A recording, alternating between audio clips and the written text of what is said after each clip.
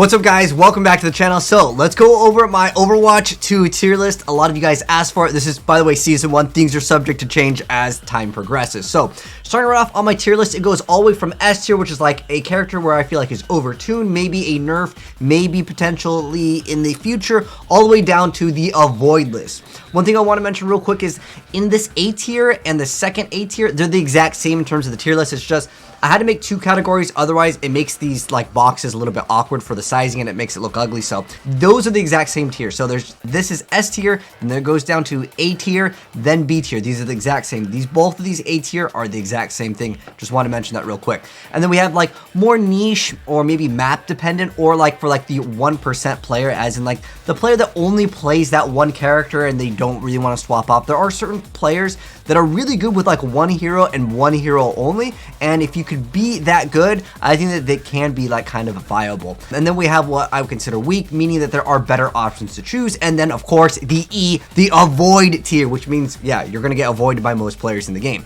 So starting right off, since Soldier is our first character, let's go ahead and throw him into the B. It doesn't stand out, but it's not a bad pick. It's not like if you select this character, I feel like people are gonna be like, oh no, he's selecting this character. It's just like, okay, oh, it's an okay choice. Okay. Literally with Soldier adding 1 more damage, he would actually go into the overtune category. It's so weird how these numbers work, but they literally nerf Soldier's damage by 1 and basically requires 1 more shot to land, and with headshots with doing double damage, all this stuff starts to add up. But literally Soldier, if you had 1 more damage, he'd be in the overtune, but he's just in like the B. He doesn't really stand out.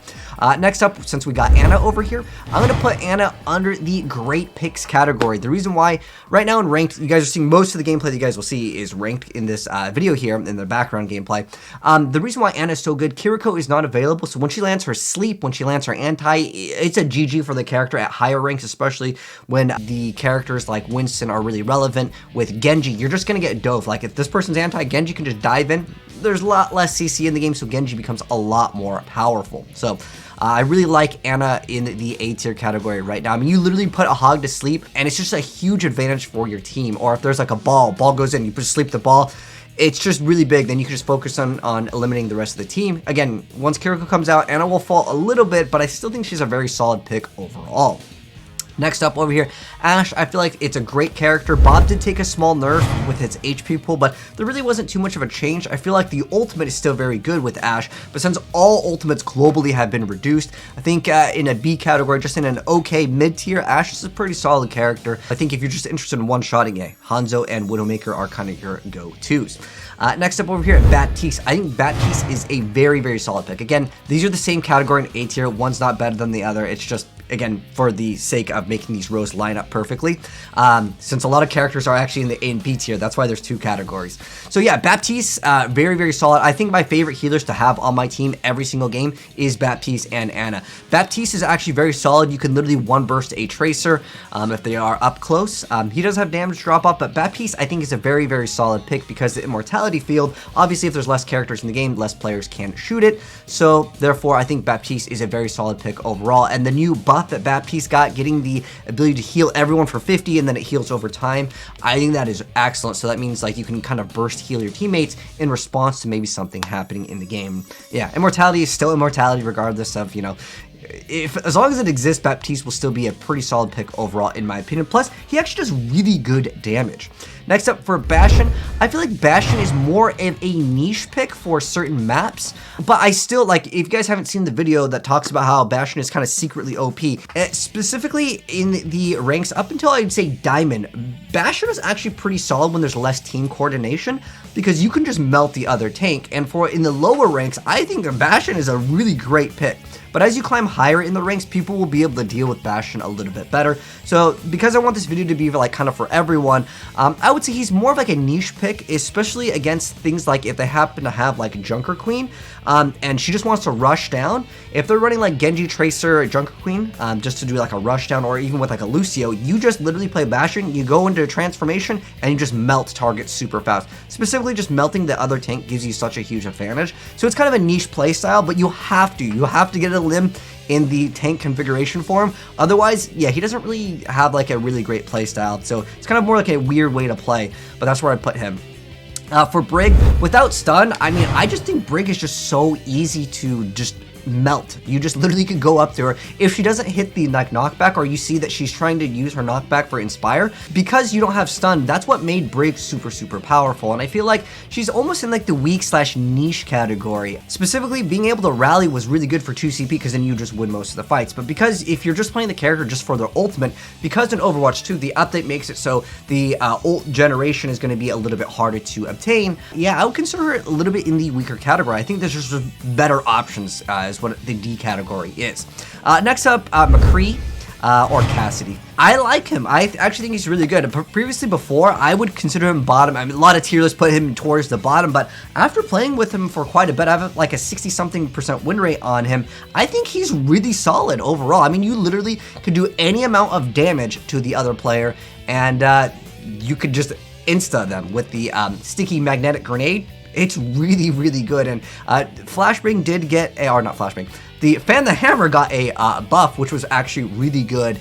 But I just feel like when I play him, I do die a lot more because a lot of players, like a Reaper will just walk up to you, and if you stick with the grenade, they're just like, okay, I fade out, grenade's gone, just go ahead and eliminate you. So that's one problem that I have with him. Like in this gameplay with Genji over here, this is ranked. I had 0 deaths in this gameplay because there's no like stun. Like I don't have to fear anything, and that's what I think made him super good. If he got his flashbang, I'd actually consider him like in the A tier, but I really don't think he's that bad after playing with him for a while. We'll talk about Doomfist in a second because that's kind of our next character. I want to get into that one later because that's like if you are a 0.1% player, which there could be players that are really good with certain characters, right? But we're here to talk about D.Va now. So I think D.Va is a really solid pick overall, just solid. Being able to have that much armor is really good. Being able to have high mobility in Overwatch 2 is really important, especially since there's like only one tank. If someone is on the high ground, as D.Va, you just go towards them, right? And I feel like DM is super powerful, being able to stop all of the ultimates, potentially on a team that it's all projectile based. I think it's a really good character. I think D.Va is a solid pick, great pick, but not like in the Overtune. Echo, I just feel like it's like okay, doesn't really stand out. There's nothing special. The only thing that Echo got was actually a nerf, which makes sense. If Echo didn't have that nerf, the ultimate would be way out of control, and I'd probably bump it up a tier to A tier. But yeah, B tier for Echo, nothing too special with Overwatch 2 that you'd be really getting over here. Except for, I guess, when you eliminate a target, you do get that extra movement speed buff, so that could be kind of good with Echo, just because it's a high mobility character when you are able to fly around. Next up, Genji, because there's less CC in the game, in A tier. Definitely, guys, you're seeing Genji gameplay in the background. Genji's really solid. I mean, if you Dragon Blade, what's weird is like I don't really consider Zen high tier, but Zen can actually defeat this character quite easily, so I'd have to kind of factor that in as well. But next up, since I'm rolling Orisa gameplay here in the background, I think Orisa's actually really solid. I think Orisa's a great pick, being able to just spin your little thing, and then you can throw your spear, and if you hit it into a wall, you get to basically eliminate the target for free. So I like Orisa for that reason. And I think that Orisa is a very fun character. The ultimate, sometimes it's kind of hard to really connect and get like a whole team wipe, but when you can combo it with players, I think as you climb higher in the ranks, Orisa does receive quite great value, and Orisa tends to not really die. And I think that what a lot of players have been doing in higher ranks of the game is they just kind of ignore Orisa. They focus in on other targets. But I think Orisa overall is still a very solid pick. Every time we have Orisa, I'm never like, oh no, we got an Orisa. It's only one character where I'm like, oh no, we got this character. But next up, Ball. I feel like Ball's very, if you just go in to the enemy like backline, unless you get in a limb, Ball gets very little value, especially right now without Kiriko. If Ball gets put to sleep, because he's an easy target, right? A good Ana player can literally hit the ball, and then you just focus in on the other team with your tank, and the other tank is disabled for quite some time. So I think that Ball is kind of in the weaker category. If you're really good with Ball, you can consider it like a niche character. You could be one of those like 1% players that's really good. But overall, I think Ball is a little bit in a weaker spot right now in the game. Sure, there's no CC for the Ball, but they can just ignore you and focus in on the rest of the team, I feel like. And that's usually how it plays out. Hanzo, and I think Hanzo and Widow, they're pretty decent. Like, I really like Widow, and I kind of want to put these both in the same category because they're just for picks, right? In a 4v5 situation, you usually have a pretty big advantage, so I like them for that, but they're kind of like high risk, high reward. Sometimes they don't get any damage in, sometimes they just get one pick, and then you just win the fight real easy. So it's anywhere between A and B, maybe like an in-between. It depends on depends on the player's skill level. Like, that's not a character where you say, oh, if you don't, you're just like solid Overwatch. Unless you play these characters, it's kind of more in the niche category, but it's a very solid pick because if you get one pick early on, 4v5, it just makes things much easier in the game. So I'm going to put them both in the B category because of the snipers. Next up in the B category as well, I put Junker Queen here. She used to be really good. She did get nerfed. But the thing with Junker Queen is being able to have a team composition. If you run Tracer, Genji, Lucio, Junker Queen, like you just speed to the enemy team and you let the Genji and Tracer just pop off, eliminate one back row, then they go even faster because they get the extra speed buff, and then they just start deleting everything in the background, all the squishies, and then the tanks left at the very end. This requires a little bit more coordination. Like in very high level, I still think that Junker Queen, she used to be overtuned, she got nerfed. The Inspire, or what is it called, the shout that gives your teammates HP, it only gives them 50, it used to be 100. It got nerfed, but I still think that she's a very solid pick overall. Again, it's kind of more like team dependent, because if you're gonna buff up your team, make them move faster, you still need them to follow up. And Junker Queen is kind of squishy, especially if you play against like Roadhog, or if their team has a shield. You have to be able to make those plays with the speed buff to actually make her a lot more viable. Speaking of like speed, Lucio, I feel like Lucio's in between B and niche map, because on certain maps, Lucio gets a huge advantage by being able to boop people off, or in that new push the payload mode where it's like both players push. I feel like getting back to the point sometimes takes so dang long, and sometimes like, you know, it's like 2v2 left, and then like getting Lucio to speed boost like that other player, so you get that advantage to be able to stop that payload earlier. I like him for that. So it's like anywhere from like B to C tier, because he's kind of, depending on the map, especially being able to boot people off, it's really big. So Lucio, like on like well on certain maps, I feel like he's kind of niche, and you have to be able to frag out. If you guys didn't know, Lucio literally got his heal cut in half, so that's a pretty big deal, right? So being cut in half over here, I feel like he could use maybe some buffs. He did technically get a buff in his ultimate charge generation, but you have to be really good. It's like a 1% player kind of a thing. Like, so if you've watched like some really good Lucios like Red Shell, you know how you have to play in order to get good value out of Lucio. You can't be sitting in the back as like a healer. He's more of a utility character where you need to know when to speed boost, when to do things. So it's not a character that can just say like, oh, if you've been playing this character for a long time, just try out Lucio, you'll be good. You really need to know what you're doing. So he's kind of in that like a niche / 1% map dependent character. Speaking of that, my boy Junkrat, I feel like Junkrat's actually pretty good when there's no shield, but if they happen to have a Zarya, yeah, he's not too good. But the thing is that I could wall first point. I've got lots of gameplay coming out very soon of most of these characters, but I got like a 0 death Junkrat ranked where we just obliterate the enemy team that didn't have shields in the beginning. But specifically, Junkrat is so good on like I could wall first point, anything where there's a big choke. He's very map / niche dependent, I would say. Especially you don't want to play into Zarya sometimes. That could be a huge issue because Zarya is actually pretty solid. I actually want to like push Zarya up on this list real quick. I'm gonna have lots of gameplays. If you guys haven't seen, we made multiple top 500 players. Literally, well, one of them just straight up gave up because we were just obliterating them super hard as Zarya. They just literally like AFK. They got upset, and this was in ranked. Zarya, like, she seems overtuned when you have like a Mercy pocketing and someone else just literally pocketing Zarya, and the enemy team is just shooting Zarya because, you know, Zarya's like the one that's doing the most DPS. Take her out, you anti her, she just got to the bubble. She's anywhere from like A tier to S tier sometimes. It kind of depends, but I want to put her in the A tier category because there's only one character that I feel like is actually overtuned as of right now, which we will get into very soon. Next up, Kiriko. Kiriko is really solid overall. The ultimate is what makes Kiriko almost overtuned, but specifically, like, getting damage on Kiriko is hard. I know you get master damage with headshots, but let's be realistic here. You're not going to be hitting those headshots consistently, like every single time. So the character has very high skill ceiling, being able to teleport. I think Kiriko is actually really good. Obviously, she's not in ranked. I do have some quick play gameplay, maybe we'll like play, that has her in here in the background. But for the most part, I think Kiriko is really solid because of the ultimate. It does require a little bit of coordination, but like giving the whole team all of the extra attack speed, reload speed, and all the ability recharge.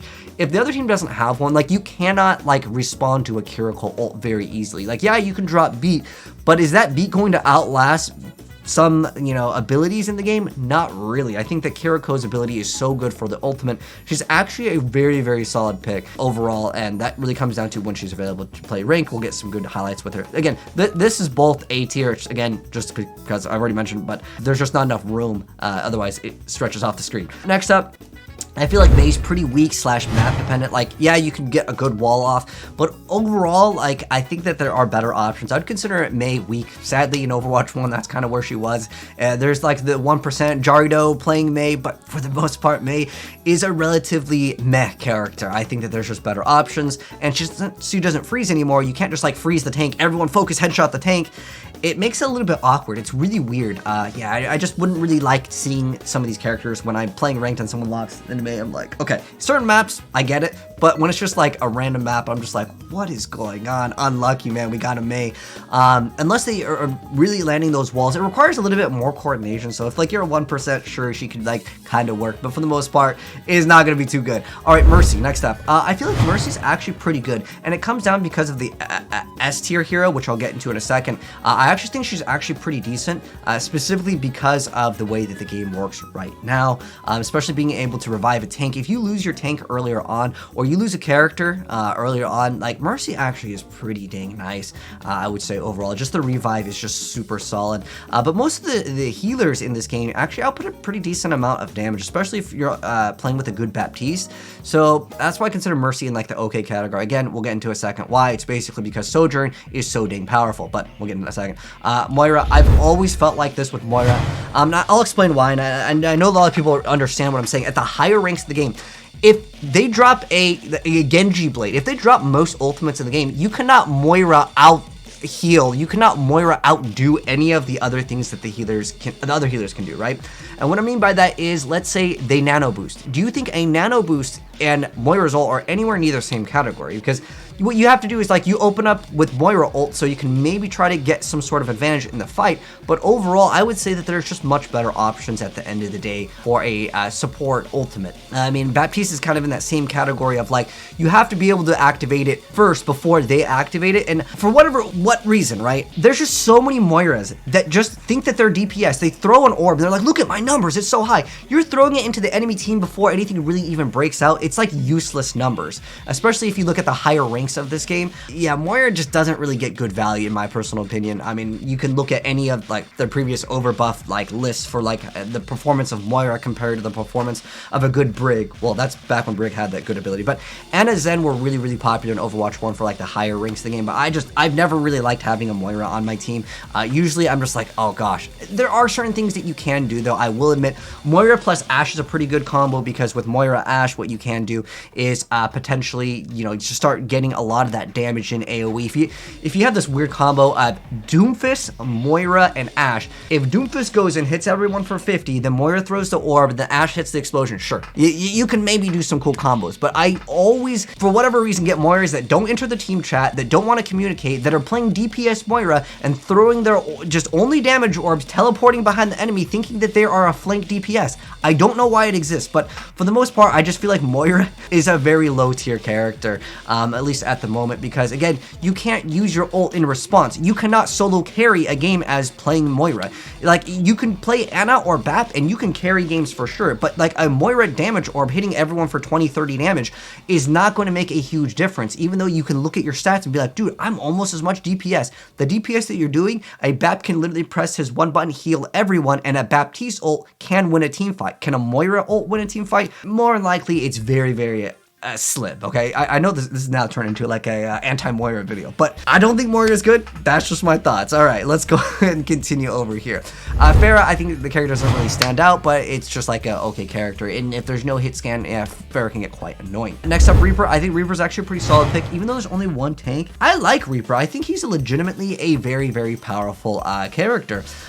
Depending on like the map, it can be kind of niche dependent, and also what the opponent is picking. Like if they happen to have a Roadhog or even Junkrat or Doomfist, there are certain tanks where he just rolls up, or even like Monkey, right? Monkey, by the way, is definitely in the A tier, which we'll talk about in a second. But Reaper, I think he's just overall solid pick. Monkey over here, I think Monkey is great. I mean, he's got a lot more HP. He does really solid damage. He initiates the fight. He kind of gets the ground going, and especially at the lower ranks where people back up, he creates that space that the DPS does need. And so I really do like Monkey for that. I think he's overall a really, really great pick.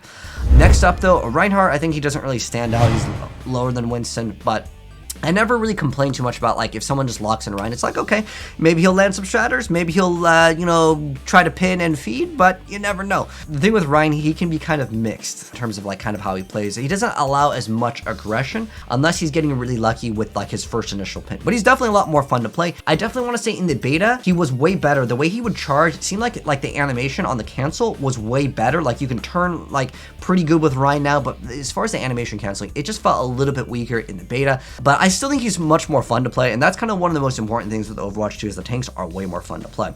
Speaking of that, tanks, you guys know I'm a Roadhog main. That's basically where I peaked at Grandmasters. I still think Roadhog is still playable. The thing with Roadhog right now that I don't like, since Kiriko isn't in the game, is Roadhog actually loses out to basically getting put to sleep. Again, Ana is so dang good right now without Kiriko. But once Kiriko comes out, I think Hog will be a little bit better. But I still think that Hog is like, okay. I mean, if he gets a pick, awesome. But there's certain matchups where like Hog just doesn't really excel at. Like if the enemy team has Orisa, good luck playing Roadhog. I'll tell you that's for sure. Anytime you're trying to heal, Orisa can throw the spear. Anytime you try to hook, he can just do the spin. And, like there's just a lot of problems that Orisa creates, and since the spear is on a relatively quick cooldown, you can almost secure kills on certain maps with Orisa just as fast as you can secure it on Hog, and Orisa offers so much more. And I've always felt like Roadhog's ultimate was very weak. Like you'd have to hook someone, put him to the side, and then activate your ultimate, and then maybe you can get a kill on like one player, right? Whereas like on Orisa, like if you can get a good combo, you can grab everyone up, do basically 100 damage instantly, and then have your team kind of follow up, and you can get a team wipe, not just with Orisa's ult, but like you use your team together, and Roadhog doesn't really offer that. He pushes everyone away. Maybe if his ultimate sucked everyone in, that would be kind of interesting, but I've always felt like the lower tier ults in this game in terms of the tanks, like a Zarya ult, that wins a team fight. A Reinhardt Shatter wins a team fight. A good D.Va bomb maybe can win a team fight, but it's very rare that a Roadhog ultimate wins a team fight, and I'm hoping maybe they do something. I know they kind of buffed it where like you can kind of activate it when you want, but overall too, Roadhog is a very meh for his ultimate, but he's still a solid pick and you can easily climb with Roadhog. Next up over here, let's go with the Sigma. I think Sigma is a great pick. Being able to shield and do damage is great. His rock hits for 100. Now he can just left click and then a rock combo with his auto. That's 200 HP target. That's GG's. I like him. He's great. He's got a pretty decent ultimate. It does have a longer like time to activate, but overall I think he's a pretty decent pick. Next up, Sojourn. This is the only character that I feel like is overtuned at the moment. A lot of people will probably agree with me on this, but I'm curious to know how you feel. Like, is Sojourn OP? The right clicks hitbox got literally doubled since the they updated it one time in the beta. So previously Sojourn was underwhelming, and then they made the hitbox double for the right click, and then I really genuinely feel like it's overtuned. Like Sojourn is so insane. That's why I actually put Mercy here. If Sojourn didn't exist, I'd put Mercy in like maybe like niche, kind of like if you only play Mercy, you're probably better off in just sticking with Mercy versus like learning a new character because the revive is so big. But because Sojourn, if you start climbing the ranks, Sojourn's in like almost every game. Sojourn is the only character that I feel like maybe they can kind of rework the hitbox instead of it being like double. It's like 25% increased of the previous beta value, just so like it has a buff, but like it's pretty generous. It's not like Hanzo hitbox, but like it's pretty generous with the right click, and that's why I consider that character over there. Next up, I feel like Sombra is almost in this niche 1% slash a great pick. I'm going to put it just in the B category, and the reason why I'm putting it in the B category is because I genuinely think people that are really good with Sombra can do a lot of stuff with it, but it does need your team to follow up. Like, you can't Sombra ult and win a team fight on her own. You need to combo her ult. In fact, I got some gameplay of Sombra that'll be dropping really soon on like some shorts, where like the combos are so clean, team kill every single time. I had a really good random that I found, and every time we comboed, specifically doing Sombra's ult, and most ults honestly you can just make a game, but Sombra's ult plus Junkrat Queen's ult was really good, because what it would do is, first off, Sombra's ult hits them for a massive, I believe it's 40% of their current HP in damage, and then what you do is Junkrat Queen rolls in, since they can't activate anything for a second, puts them all into anti-state, and then does some damage and does some dot damage. You're going to be really good to go, and it's going to clean up most of the team fights. But because 2CP doesn't exist in the game, getting those huge, let's charge up our ultimates and drop one giant fight, it's a little bit more, I would say, rare. because 2 CP doesn't exist. Like, yeah, you can still combo ultimates, but because ultimates generate their charge a little bit longer, it's a little bit less valuable, right? All right, so next up, Symmetra. I mean, that's just weak. I mean, I've never really liked Symmetra, but it is like niche / like if you're on like that 1% player base that knows what to do with Sim. Like, Torb and Symmetra actually have the highest win rates in the game, at least before when we had like the overbuff stats. I know Overwatch 2, since those stats, like, again, they're like harder to obtain. Overbuff doesn't have it right now, but for the most part, Symmetra has always been in that category of like very weak / like very dependent. But overall in Overwatch 2, because there's not like double tanks, no double shield, like it loses value overall if we go to Overwatch 1 and 2. So I'm going to consider it in the weak category, but again, on certain maps, she can be pretty powerful. Next up, Torb. Dude, he's disabled for ranked right now. He's too OP. Torb, you know, I was originally going to consider him like, you know, meh, but on certain like maps or compositions, he can be like actually pretty decent. One thing that I've actually noticed with Torbjorn is his right click's pattern has actually changed. Go into the training ground, try Torbjorn, right click, and you will notice his time to kill is actually pretty good. I'm going to put him in the B category, specifically because his time to kill is actually really solid with his right clicks. You don't even need to be like up close, like kissing distance. You can be kind of within tracer distance, and your time to kill is basically the same, if not faster, on Torb, because you also have the turret doing damage as well. And Torb's ultimate is actually not too bad, depending on the mode. But I still think Torb is actually pretty solid because, like I said, try out his right click and you'll notice a difference. Tracer over here, we're kind of running out of room. This is why I made 2 over here. But Tracer is just kind of like, okay, certain compositions do make her like in the better tier, but you still would have to be really good with the character. So that's where I would put the Tracer over here. She'd be in the, like, doesn't stand out like as like OP. She's not a bad character overall, but she is kind of harder to play, that's for sure, I would say, because she does do 1 less damage, and that's big when your damage is, I believe, only like 4. It depends on like the distance, obviously, but her damage output is not like insane, but she could be pretty solid, especially with the new like DPS buff, right? All right, so we're getting it. Well, let's throw in Zen. So Zen is anywhere from like niche. If you're like those 1% fragger Zens, sure. If you're getting those opening picks, Zen is insanely powerful. But the thing is that you have to be good. You got to be calling out your discords. Most of the Zens that I'm seeing, they just don't call out their discords. I don't get it. I actually understand, because like as I'm climbing right now in the ranks, as we're getting more players that are higher ranked, sometimes what's happening even in ranked is like the chat's still buggy. Like people are still like having issues. You can't join chat. You can't select all the heroes. There's like lots of bugs right now in Overwatch 2. But you got to be calling out your discords. Like I said, it helps out so much. He did get a buff though to get the extra kick. Like he's anywhere from like the niche to, I would say, in the weak category. If you're not in team chat and you're not calling out your discords, you in the avoid list. I'm gonna be honest. But if you're calling out everything, like he could actually be pretty solid, maybe in like the B tier ish. But just to average it out, I'll put him in like the niche. Like I said, if you're getting frags as Zen, great. But the thing is there's also anti-heals, right? With specific heroes like Junker Queen, that she can anti, and on top of that, Anna can also anti. Anna is in like a lot of games too. Zen's ult loses value, and because Sojourn is actually so relevant in the game, what do you do? Zen ult when Sojourn ults and still get one-shotted, right? So I think he's kind of like more in like the niche category. And as far as the avoid list, there's only one character, that's Doomfist. Doomfist, I would say, bottom tier, 100%. This is like no question. Unless you are the absolute 0.0001%. If you are Zebra, or if you are like Get Quaked On, or like some of the top tier Doomfist, he's automatically on my avoid list. When any other team has Doomfist, we always say this. It's just like, oh, dude, they got Doomfist. It's free. It's free. Because it legitimately is. And they instantly usually swap off. I feel like Doomfist is so bad because he has to sit there blocking. It's like, okay, Orisa Spear, okay, put to sleep, okay, you have so many options, Hog Hook, you have so many, Sombra Hack, like you're sitting out there in the open going, guys, hit me so I can actually use my abilities, where I could just play Orisa and just left click and just get actual damage and throw a spear, maybe knock him into a wall, and then get the limb on another target. It's just so incredibly slow to generate not only that like punch thing, but then also like the amount of downtime that you have in between being able to be effective for your teammate at being a meat shield in front is just very low compared to other heroes. And so that's why I would consider him on the avoid list. He definitely needs a buff. I think when he's doing his little thing, he should be like Orisa gold armor. You should not be able to put him to sleep, hack him, or like hook him as Roadhog. Like he just becomes a free target, and literally anytime that you will select Doomfist, unless you're in like the Grandmaster / top 500, people will just be like, dude, can you you swap, man, unless you pop off in that first round, they're gonna automatically ask you to swap. It happens every time. There's times where like people in the other chat will be like, GG, we got Doom. I mean, there's literally gameplay clips. I think it was Red Show was like, dude, I'm gonna avoid Zebra because I don't want the Doomfist on my team. I mean, Zebra's good with Doomfist. There's like very, very niche, like if you're looking at the top 0.1% of like really good streamers, or you'll see some highlights of them opening up super good, and then that's it, right? They get those sick rollouts. But for the most part, I would say Doomfist is the weakest character in the game by far. But anyways, that's my list. You guys can let me know yours down below, and if you guys disagree, I would love to hear it, because I generally sometimes like to change my lists as time progresses. People figure out new things, like obviously, where's Bastion? So like, you know how Bastion has that like bug right now, right? Bastion is like a really solid pick. Like you can win every single team fight if you have the Bastion with his ultimate, and he's disabled now.